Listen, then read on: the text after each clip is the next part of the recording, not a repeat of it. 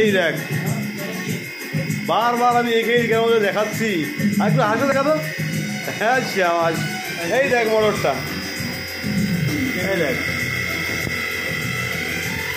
Motor এইভাবেও set করা যায়, মানে যদি পিছন পাশটা বড় হয়, এইটার এই শ্যাপটা কিন্তু অনেক বড় ছিল, মানে এত দূর বড় ছিল, এই জন্য একে আমরা উল্টে করে লাগিয়েছি। ঠিক আছে, উল্টে করে লাগিয়েও চালানো যায়, কিন্তু উল্টে করে লাগালে হবে না, ঠিক ঠিক করে ডাং দিয়ে অ্যাডজাস্ট করে একে লাগাবে। গ্রুপের সব ছেলেদেরকে বলতেছি, ঘুরতেছি কিন্তু এটা, ঠিক আছে, রানিং আছে।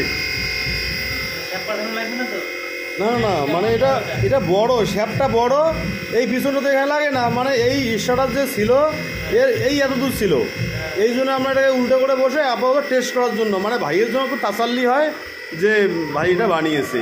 ওই শেওয়াজ যে হাসি দিল।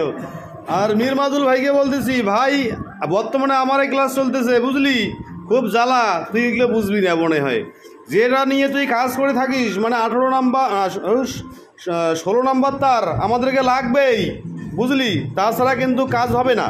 তাহলে তুই সেটাকে কেন নিস নাই? এতদিন দোকান খোলার হয়ে গেল, এই জন্য রাগ হয়েছি যে ওটা তোকে রাখানো দরকার। একটা চার্জারের কাজ আসলে বেসিক কী লাগে আমাদেরকে বলতো?